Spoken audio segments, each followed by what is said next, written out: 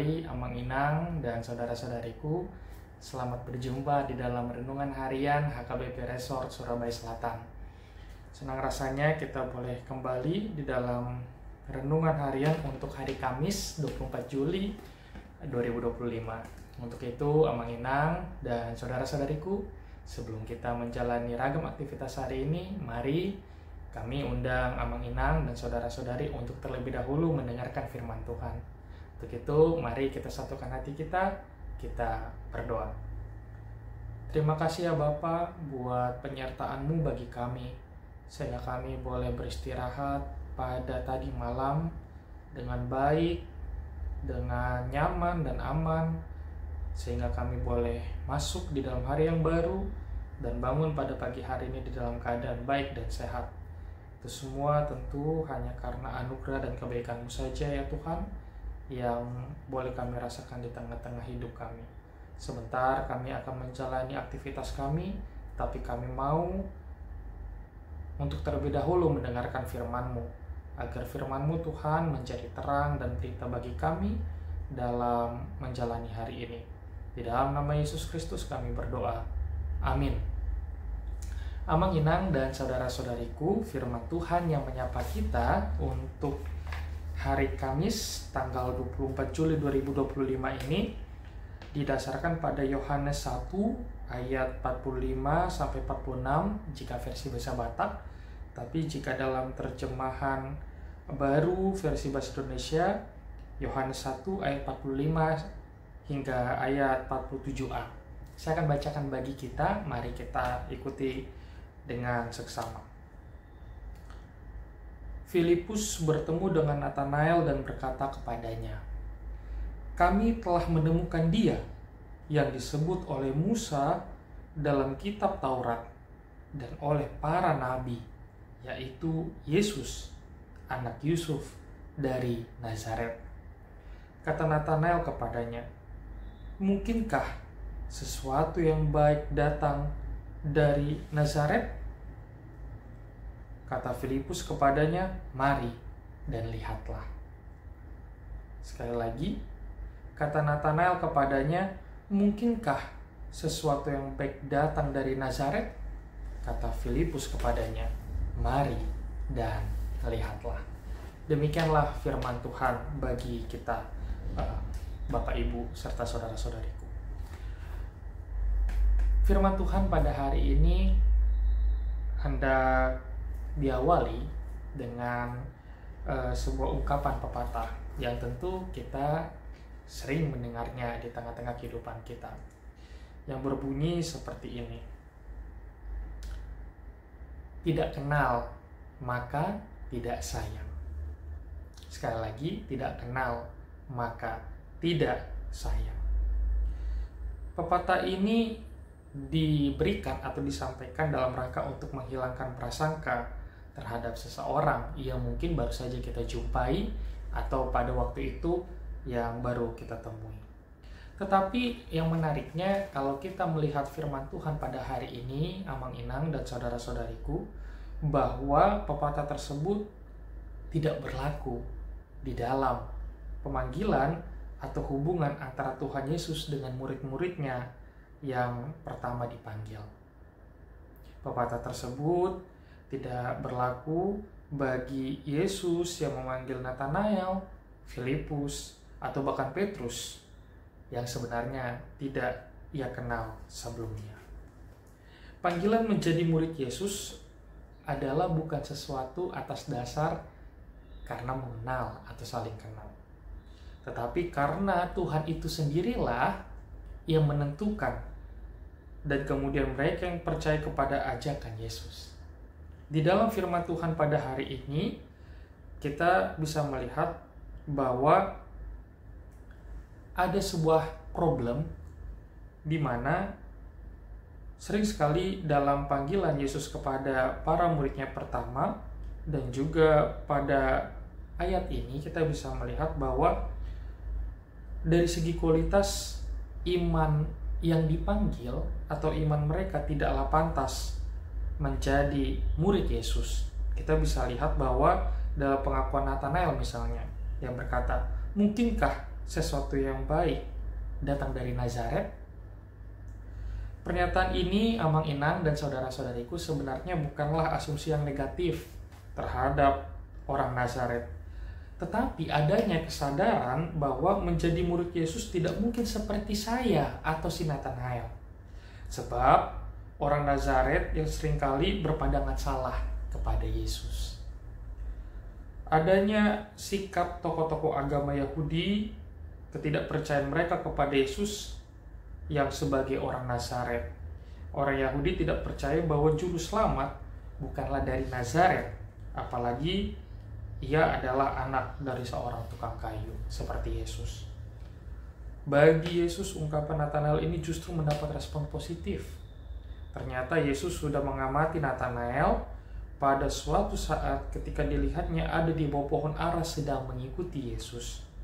Dari pernyataan Yesus di sini kita dapat memahami, Amang Inang dan saudara-saudariku, bahwa Yesus sudah dengan cermat menilai keseriusan seseorang untuk dijadikan sebagai muridnya. Nah, ini tentu hal yang menarik, Amang Inang dan saudara-saudariku, bahwa ternyata panggilan Yesus terhadap para murid-muridnya ini bukan didasarkan karena kesempurnaan mereka. Bukan didasarkan karena syarat atau asas-asas tertentu, sebagaimana misalnya para perusahaan atau lembaga lowongan kerja mencari orang-orang yang hendak mendaftar ke tempat mereka untuk bekerja. Tidak. Yesus tidak memberikan prasyarat, tidak memberikan ketentuan-ketentuan tertentu untuk menjadi murid Yesus. Justru melalui poin ini kita boleh melihat bahwa panggilan Yesus kepada Nathanael di dalam ketidaksempurnaannya. Banyak kisah-kisah di dalam Alkitab kita, Amang Inang, yang bisa kita lihat bagaimana justru orang-orang yang tidak atau kurang sempurna itu dipanggil Tuhan untuk menjadi pemberita firman, untuk menjadi alat di dalam pelaksanaan misi dan karya Tuhan di tengah-tengah kehidupan umat manusia. Paulus, kita tahu sama-sama bagaimana dia saat menjadi Saulus memiliki latar belakang yang buruk, yang sampai hari ini tidak bisa diubah apa yang telah ia lakukan sebagai pemburu umat Kristen, sebagai penjahat bagi orang Kristen, dan yang betul-betul bengis. Tetapi justru di ketidaksempurnaan itu Allah mau menggunakan Paulus untuk melakukan misinya, untuk menjalankan misinya, untuk melaksanakan perintahnya. Amang Inang dan saudara-saudariku, jangan tunggu kita menjadi sempurna dulu, baru kita mau untuk dipanggil dan menjadi murid Yesus. Jangan tunggu kita merasa mapan dulu, baru kita mau dipanggil untuk menjadi murid Yesus. Karena Yesus dalam memanggil para muridnya tidak melihat kemapanannya. Yesus tidak pernah melihat apa yang ada, kehebatan Paulus, kehebatan Nathanael, atau yang lain-lainnya. Tetapi justru di ketidaksempurnaan itu, di tengah-tengah kekurangan itu, Allah mau menunjukkan kesempurnaannya, mau menunjukkan kebaikannya bagi murid-muridnya yang kurang sempurna itu, digunakan untuk menjadi pemberita firman Tuhan, untuk menjadi muridnya yang setia, untuk menjadi alat sebagai misi Allah di tengah-tengah dunia ini. Oleh karena itu, mari Amang Inang dan saudara-saudariku, janganlah kita menjadi ragu bila hari ini Yesus memanggil dan mengajak kita untuk menjadi muridnya. Karena Allah mau memakai kekurangan Amang Inang dan saudara-saudariku, Allah mau memakai apa yang ada pada Amang Inang dan saudara-saudariku, dan Allah mau memanggil kita dengan apa adanya diri kita ini untuk menjadi pengikutnya, menjadi muridnya pada hari ini. Kiranya Tuhan menguatkan kita untuk menjadi muridnya dan menjalani kehidupan kita di hari ini. Amin, kita berdoa.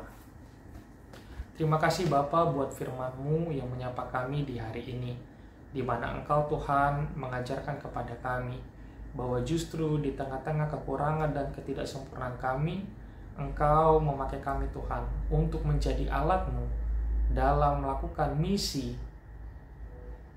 di tengah-tengah dunia ini. Untuk itu tolong dan kuatkanlah kami Tuhan, agar kami pun mau dan turut masuk dan ikut serta di dalam misi-Mu Tuhan, menjadi berkat bagi sekeliling kami, dan kami boleh menjadi murid yang Kau pakai Tuhan dalam mengabarkan kebaikan-kebaikan-Mu Tuhan, kabar sukacita di tengah-tengah dunia ini, mulai dari keluarga kami, teman-teman kami, juga rekan-rekan kami, sampai orang-orang yang ada di sekeliling kami. Terima kasih Bapa. Kami sadar juga bahwa mungkin seringkali Tuhan, kami belum mampu menjadi murid-Mu yang sempurna. Mungkin kami juga masih belum mampu Tuhan menjadi murid-Mu yang setia. Tetapi Tuhan, pada hari ini Engkau mengingatkan kami akan panggilan kami sebagai murid-Mu Tuhan yang hidup pada hari ini, agar kami Tuhan boleh mengingat panggilan itu, di mana Engkau telah memanggil kami menjadi pengikut-Mu Tuhan, menjadi orang-orang Kristen, agar kami Tuhan boleh menjadi garam dan terang bagi dunia kami masing-masing, dan kami boleh menyinari mereka, sehingga nampaklah Tuhan, kami adalah para murid-Mu yang setia, yang hidup pada hari ini. Terima kasih Bapa, berkatilah pekerjaan kami, berkatilah pendidikan kami, berkatilah usaha kami, agar apa yang kami kerjakan di hari ini boleh menjadi kebaikan, baik diri kami sendiri, baik keluarga kami, ataupun orang-orang yang di sekeliling kami. Di dalam nama Kristus Yesus kami berdoa.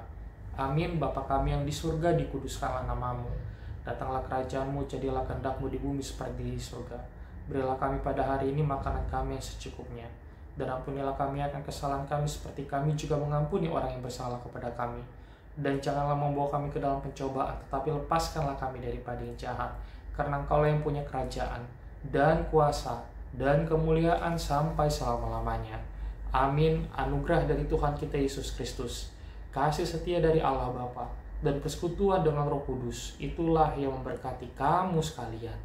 Amin. Horas.